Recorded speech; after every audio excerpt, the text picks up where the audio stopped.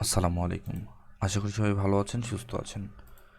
CSS video টিউটোরিয়ালে আজকে আমাদের 22 নম্বর ক্লাস। গত ভিডিওতে আমরা আমাদের ম্যাক্স-উইথ এবং পজিশন নিয়ে দেখেছিলাম এবং আজকে আমাদের জেড ইন্ডেক্স। দেখেন এখানে বলছে CSS layout the Z index property. তো আমি প্রথমে আগে আপনাদেরকে ম্যানুয়ালি এক্সপ্লেন করি যে আসলে জেড ইন্ডেক্সটা কী এবং কীভাবে কাজ করে। জেড ইন্ডেক্সটা হচ্ছে আমরা সিএসএস দিয়ে একটা লেআউট তৈরি করি, লাইক আমরা যেমন মনে করেন একটা এখানে এই যে লেখাটা উঠাইছি, তো এই লেখাটা আমাদের একটা লেআউট কিন্তু, বা আমরা এখানে আর একটা সেকশন নিলাম। যেমন এখানে দেখেন, আমরা ট্রাইটার সেলফ করে বুঝতে পারবেন। এই যে প্রথমে কি আছে, একটা ইমেজ আছে, কিন্তু এই ইমেজের ওপরে আমাদের এই লেখাটা দেখা যাচ্ছে। তো ইমেজের উপরে এই লেখাটা দেখা যাচ্ছে। আমরা জানি আমরা যে পজিশন দিয়ে কী করি, আমাদের লেআউটের স্থান নির্ধারণ করে দেই, যে আমার এই লেআউটটা কোথায় বসবে, তার পুরো স্তরটা কোথায় বসবে, সেটা কিন্তু আমরা আমাদের পজিশন দিয়ে সেট করে দিই।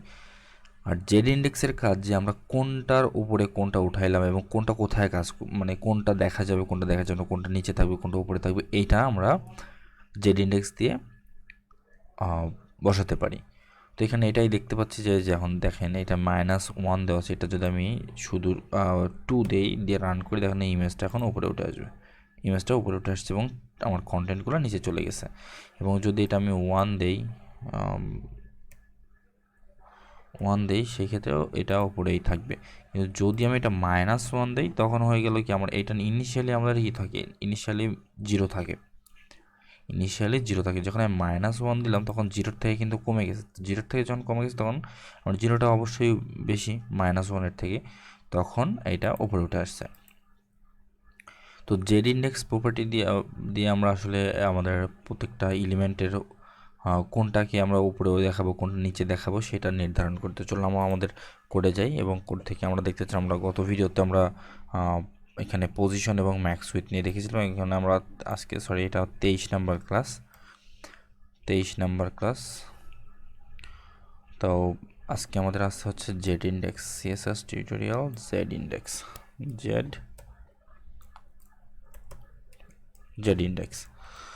জেড ইন্ডেক্স আমরা এখানে আমাদের এই স্টাইলটুকু ডিলিট করে দেই এবং আমরা এই কন্টেন্টটাকেও ডিলিট করে দেব। আচ্ছা, তো এখানে প্রথমে আমরা একটা লেয়ার নেব, লাইক র্যাপার নিই, ডট র্যাপার। এর মধ্যে আমরা ডট দিলাম এবং এই সাথে আর একটা দেবো আমরা হচ্ছে আমাদের লেয়ার এবং BC। প্রত্যেকটাতে আমরা এখানে দেব হচ্ছে, এটা দেব সি, আচ্ছা সি, এবং এটা দেব বি, এবং এটা দেব ABC। আমরা কিন্তু 3টা লেয়ার দিয়েছি। আর 3টা লেয়ারের আমরা এখানে প্রথমে আমাদের কি সেট করতে হবে, আমাদের 3টা লেয়ার কিন্তু 3 জায়গায় বসবে অবশ্যই, এটা আমরা জানি। এখানে আমরা দেখি, তারপর একটা কিছু লিখে দিই এটার মধ্যে, লাইক লেয়ার 1, এবং এটার মধ্যে আমরা লিখব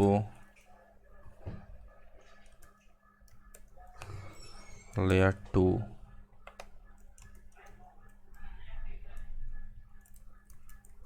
এবং লেয়ার 3। তো 3টা লেয়ার কিন্তু আমরা নিলাম এখানে, 3টা লেয়ার আমরা এখানে নিয়েছি। আর 3টা লেয়ারকে আমরা কি করব, আলাদা আলাদাভাবে রাখবো। আলাদা রাখার জন্য আমরা কি করব, প্রথমে আমরা প্রত্যেকটার জন্য হাইট উইথ ফিক্স করে দেব।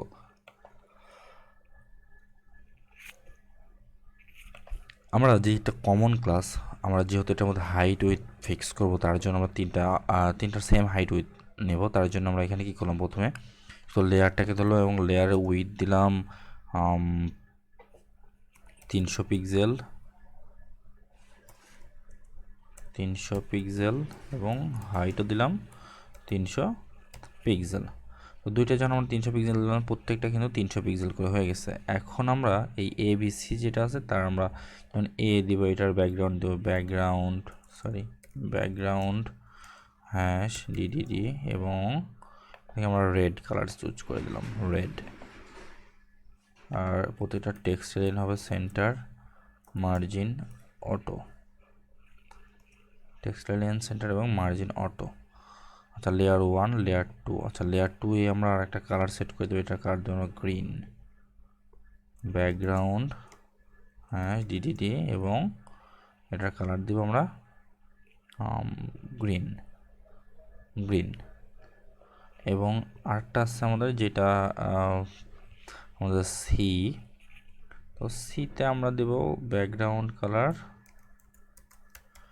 ব্যাকগ্রাউন্ড হ্যাশ ডিডিডি, এবং তারপরে আমরা এখান থেকে কালার চুজ করে দেবো, দিলাম পার্পল কালার দিলাম বা সবুজ কালার দিলাম, সবুজটাই দিই। তো তিনটাতে আমরা কিন্তু আলাদা আলাদা তিনটা কালার রাখছি। চলো আমরা এই কোডটাকে সেভ করে আসি, আমাদের তাছাড়া কোনো কারণে রিলোড দিলে আমাদের কোডটা হারিয়ে যাবে। তো এখানে আমরা এই কোডটা ডিলিট করব এবং এখানে আমাদের কোডটা পেস্ট করলাম, এবং এইখানে আমাদের CSS ফাইলটা লিঙ্ক করতে হবে, লিঙ্ক style.css। দেখেন আমাদের ডিজাইনটা আশা করি যা ছিল তাই আপাতত আছে। আর আমাদের কালকে আমরা কি শিখেছিলাম, গতকালকে আমরা শিখেছিলাম যে পজিশন, আগের ভিডিওতে আমরা পজিশন দেখেছিলাম। তো পজিশন হচ্ছে প্রত্যেকটার পজিশন আমরা দিব কি পজিশন অ্যাবসলিউট।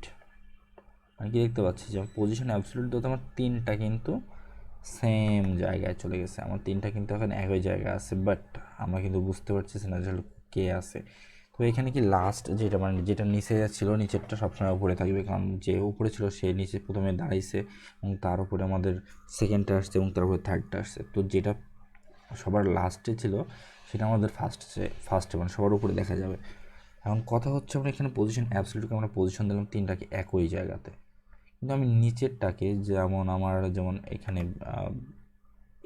এ যেটা আছে এটা কিন্তু আমার নিচে আছে এখন, তো এটাকে আমি উপরে উঠাবো। এখন যদি আমি জেড ইন্ডেক্স দিই এটাতে 1, সে সবার উপরে আছে।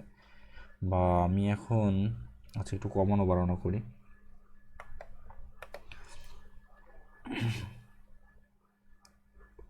এটা আমি সবার নিচেই থাকুক আপাতত।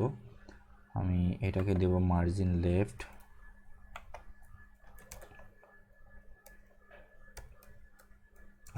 দিলাম 30 পিক্সেল, ঠিক আছে। ও 30 পিক্সেল কিন্তু সরে আসছে। এবং এটাকে যদি আমি কমায় দিই আরও, এটার মার্জিন দেব মার্জিন লেফট 50 পিক্সেল। এখন দেখেন আমরা কিন্তু তিনটা বুঝতে পারছি যে আমার তিনটা লেয়ারে আছে, যে প্রথম সবার নিচে আছে রেড, তার উপরে আছে আমার সবুজ, এবং তারপরে আছে আমাদের গ্রিন আছে, এবং তারপরে এখানে আমাদের আছে নীল কালার। তো তিনটা আলাদা আলাদা আমাদের কালার আছে। তো তিনটা কালার এখন আমি যদি চাই যায় না আমি এটাকে নিচে দেবো এবং আমি রেডটাকে সবার উপরে নিয়ে আসবো, তার জন্য আমার কী করতে হবে, এখানে জেড ইন্ডেক্স যদি আমি 1 দেই তাহলে কিন্তু সে সবার উপরে আসছে, কারণ আমার যে লেয়ার বি এবং লেয়ার সি এই দুইটার ইনিশিয়ালি এই দুইটার আছে কি আমাদের জেড ইন্ডেক্স আছে 0। এখন আমি 1 নাম্বার যেটা আছে আমার লেয়ার এ কে আমি যখন জেড ইন্ডেক্স 1 করলাম, তো সে সবার থেকে প্রায়োরিটি করলে আমি সবার উপরে যাব। এখন আমি যদি জেড ইন্ডেক্স বিকে বলি যে না তোমারও জেড ইন্ডেক্স 1, তো সেক্ষেত্রে কিন্তু সে উপরে আসবে, কারণ দুজনের এখন সমান অধিকার, দুজনেরই সমান অধিকার আছে। সমান অধিকার থাকলে কে আগে আসবে, যে নিচে ছিল যে সে উপরে চলে আসবে, কারণ তার তো এমনিতেই সে নিচে থেকে উপরে উঠছে, সে কার উপরে উঠছে, আমার এ এর উপরে বি উঠছে, বি এর উপরে সি উঠছে।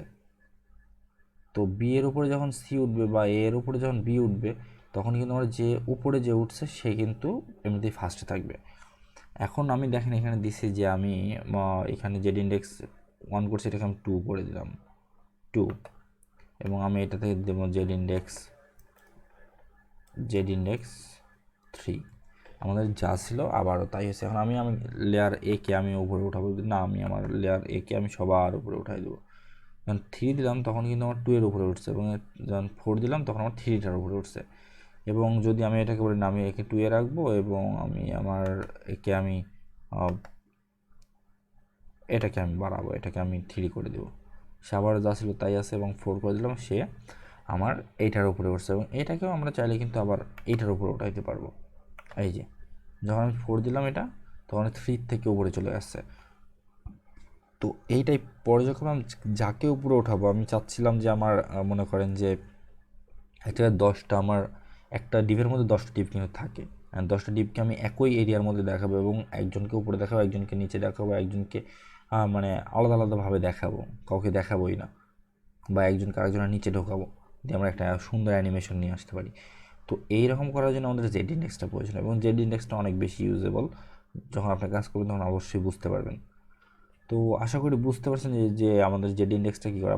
সর্বপ্রথম মনে রাখবেন যে জেড ইন্ডেক্স দিয়ে আমরা একটা ডিভিশনকে আরেকটা ডিভিশনের উপরে নিচে করতে পারি, যে আমি একজনকে সবার উপরে আছে, আমি সবার নিচে ওরে ঢোকাবো। তো সবার থেকে আমি জেড ইন্ডেক্স মাইনাস করে দিলাম, একজনের মাইনাস যদি 1 থেকে দিলাম, এটা -2 করবো। তো এইভাবে কিন্তু এটা প্লাস মাইনাস ভ্যালু এটাকে গ্রহণ করে। তো সবসময় আমরা প্লাস মাইনাস ভ্যালু দিয়ে এটাকে আমরা ক্যালকুলেট করব। আশা করি বুঝতে পারছেন। যদি বুঝতে না পারেন আমাদেরকে অবশ্যই কমেন্ট করে জানাবেন এবং আমাদের ফেসবুক পেজে জয়েন হবেন। সবাইকে অসংখ্য ধন্যবাদ। আল্লাহ হাফেজ।